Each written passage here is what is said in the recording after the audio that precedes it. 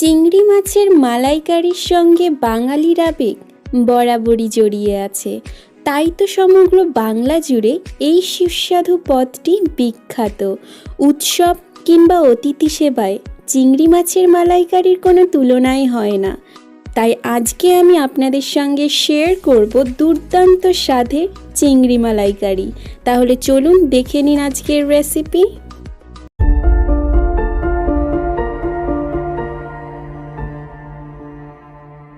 চিংড়ি মাছের মালাইকারি তৈরি করতে প্রথমে একটি প্যানে নিয়ে নিচ্ছি 3 টেবিল চামচ মতন সাদা তেল।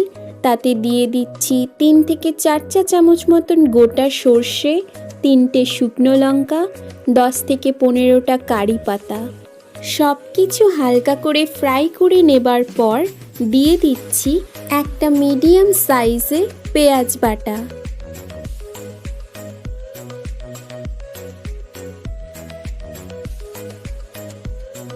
প্রায় 4 থেকে 5 মিনিট মতো সময় নিয়ে মিডিয়াম ফ্লেমে পেঁয়াজ বাটা ভালোভাবে কষে নেব।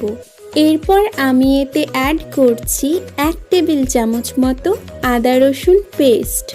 আবারও 2 মিনিট মতন ভালোভাবে সব কিছু কষে নেবার পর আমি এতে দিয়ে দিচ্ছি একটা মিডিয়াম সাইজের টমেটো কুচি, সঙ্গে দিয়ে দিচ্ছি 1 চা চামচ মতো নুন। আবারও কিছুক্ষণ মশলাগুলো ভালোভাবে কষে নেব এবং অ্যাড করব গুঁড়ো মশলা। প্রথমেই দিয়ে দিচ্ছি 3 চা চামচ হলুদ গুঁড়ো, দিয়ে দিচ্ছি 2 চা চামচ গোলমরিচের গুঁড়ো, 1.5 চা চামচ ধনে গুঁড়ো, 1.5 চা চামচ মৌরি গুঁড়ো এবং 1.5 চা চামচ জিরে গুঁড়ো এবং সঙ্গে দিয়ে দিচ্ছি 3 থেকে 4 ফোঁটা মতো জল। প্রায় 2 মিনিট মতন সময় নিয়ে মিডিয়াম ফ্লেমে আবারও একবার মশলা ভালোভাবে কষে নেব। তারপর আমি এতে দিয়ে দিচ্ছি 500 গ্রাম মতো চিংড়ি মাছ।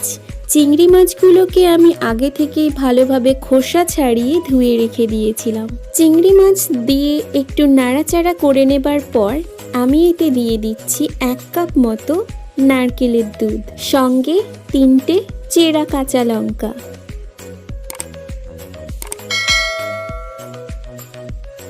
কাঁচা লঙ্কা দিয়ে একটু নেড়ে চেড়ে নেবার পর প্রায় 5 মিনিট মতন ঢাকা দিয়ে রেখেছিলাম। 5 মিনিট পর ঢাকা খুলে আমি এর মধ্যে অ্যাড করছি 3 টেবিল চামচ মতো ফ্রেশ ক্রিম। বলে রাখি, লিখিত রেসিপি ডেসক্রিপশন বক্সে দেওয়া রয়েছে। আপনাদের যদি কারোর কোনো পরিমাণ বুঝতে সমস্যা হয় তাহলে অবশ্যই ডেসক্রিপশন বক্স চেক করে নেবেন। শেষে 1 চা চামচ পাতিলেবুর রস এবং 2 টেবিল চামচ মতো ধনেপাতা কুচি ছড়িয়ে দিলেই তৈরি চিংড়ি মাছের মালাইকারি। আমি বলবো রেসিপিটি অবশ্যই একবার বাড়িতে ট্রাই করুন, আশা করি ভালো লাগবে। ভিডিওটি ভালো লেগে থাকলে অবশ্যই একটি লাইক করে দেবেন এবং আমাদের চ্যানেলটিকে সাবস্ক্রাইব করে দেবেন। ধন্যবাদ।